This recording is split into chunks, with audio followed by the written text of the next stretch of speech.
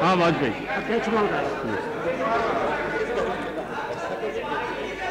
Please please keep quiet. प्रधानमंत्री जी अकारण उत्तेजित हो रहे हैं, अनावश्यक अकारण। उनके बयान जिस तरह से छपे और जिस तरह से टेलीविजन में रिपोर्ट हुए, आखिर हम तो जब आपके बारे में बयान आते हैं तो ये मानकर चलते हैं कि बयान ठीक होंगे। अब आपको आखिरी बयान भी पढ़ना चाहिए जो ऑन रिकॉर्ड है, और पढ़ लेते तो आपको भी समझ आ जाता।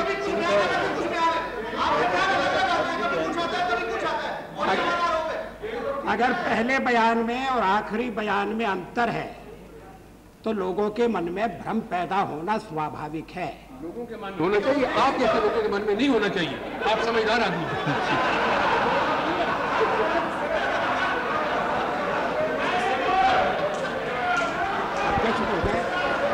प्लीज प्लीज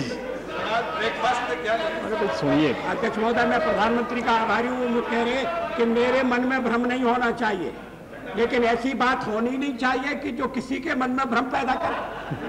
और इसीलिए आपको बयान देते वक्त इस बात का पूरा ध्यान रखना चाहिए।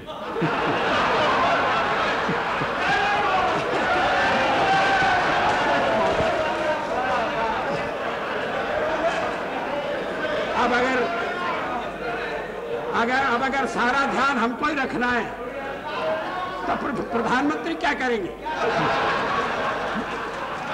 Now the matter should be treated as closed. Please. ये आप देशभक्ति मुझे मत सिखाइए, मुझे इस देशभक्ति का पूरा ज्ञान। अध्यक्ष महोदय, आपको ही नाम एक मिनट अटल जी जरा हमको। प्लीज। उपाध्यक्ष जी, मैं बहुत विनम्र निवेदन करूंगा प्रधानमंत्री जी से कि जरा गुस्सा कम करें। मैं क्योंकि ये शोभा नहीं देता उनके लिए। और पहली बात मैं कहूं, अब मैं इस बात में पढ़ना नहीं चाहता था। बड़ा गुस्सा आता है, ये धर्म के नाम पर तोड़ना चाहते हैं, उसमें हम भी उनके कम विरोधी नहीं है, लेकिन धर्म के नाम पर ये देश नहीं टूटेगा। लेकिन देश को तोड़ने के लिए बाहर से जो बयान आते हैं उस पर प्रधानमंत्री जी आपका एक दिन भी गुस्सा मैंने नहीं देखा। पिछले 2 महीनों में कितने बयान आए हैं? क्या भारत सरकार की जिम्मेदारी नहीं थी कि उन बयानों का खंडन करे? गुस्सा यहाँ अटल बिहारी वाजपेयी पर करने के पहले श्रीमान प्रधानमंत्री जी थोड़ा अपने पर गुस्सा करना सीखिए कि बाहर की ताकतें भारत के बारे में अनाप शनाप बयान देती हैं और आपकी सरकार मौन रह जाती है, तो देश में ही नहीं दुनिया में आपके बारे में भ्रम पैदा होता है। इस गुस्से से भ्रम नहीं मिटने वाला। मैं चंद्रशेखर जी का बहुत आदर करता हूँ, मेरे पुराने मित्र भी हैं, लेकिन ये उनकी नहीं है कि हर भाषण देते रहते। कौन सा बाहर से बयान आया है जिसका जवाब नहीं दिया गया? कोई एक बयान बताइए जिसका पूरा जवाब नहीं दिया गया। आज वो फिर कहना चाहते हैं। प्लीज रूडी जी बैठिए। कोई भी जो देश को तोड़ने की बात करेगा, चाहे अंदर का होगा चाहे बाहर का होगा, उसका पूरे जोर से जवाब दिया जाए।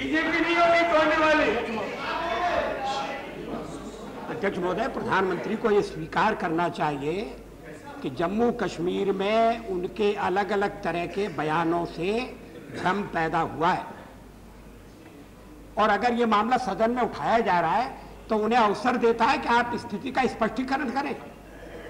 स्पष्टीकरण करने के बजाय आप आरोप लगा रहे हैं हम पर, धर्म के नाम पर देश को तोड़ने का आरोप लगा रहे हैं। ये आरोप निराधार है, ये शरारतपूर्ण है। बाबरी मस्जिद ऐसी टूट गई।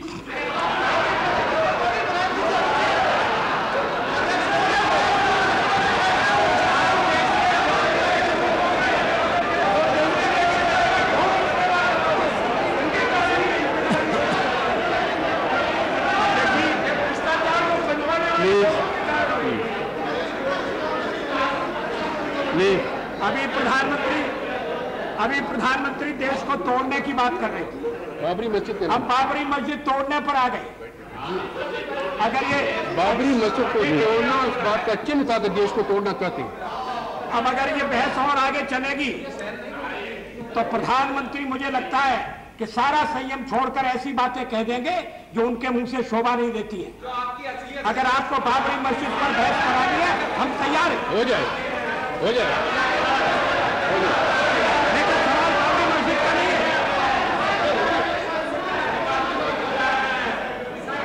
आखिर जम्मू कश्मीर के बारे में इस सदन ने एक प्रस्ताव पास किया है और प्रधानमंत्री ने भी माना है कि वो उस प्रस्ताव से बंधे हुए हैं, हर सरकार बंधी हुई है। उनका पहला जैसा बयान आया बिला शर्त बात को तैयार है। अब स्वाभाविक है, आप बैठे रहिए, टोकिए मत ज्यादा, क्योंकि अगर आप इस तरह से टोकेंगे तो हम भी टोकेंगे, फिर सदन नहीं चलेगा।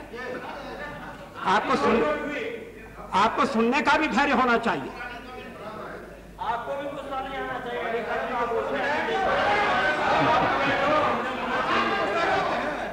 अध्यक्ष महोदय, अब अगर समाचार समितियां या टेलीविजन प्रधानमंत्री के दो अलग अलग बयानों को रिपोर्ट करते हैं और हम सुनते हैं, सारे देशवासी सुनते हैं, तो क्या मन में यह प्रश्न उठना स्वाभाविक नहीं है कि आखिर प्रधानमंत्री ने क्या कहा?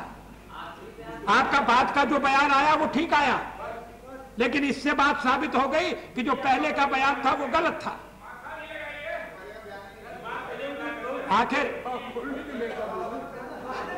आखिर बिला शर्त, अध्यक्ष महोदय, बिला शर्त उन लोगों के साथ बिला शर्त वार्ता कैसे हो सकती है जो हथियार के बल पर अपनी बात मनाना चाहते हैं और जो कश्मीर को भारत से बाहर ले जाना चाहते हैं, जो विदेशों के साथ हाथ मिला रहे हैं, उनके साथ तो बिला शर्त बात करने का प्रश्न ही पैदा नहीं होना चाहिए।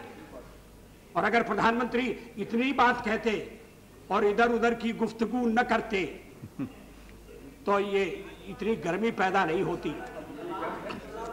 अब देखें आप कितने ठंडे हुए। Sir, I appeal to the House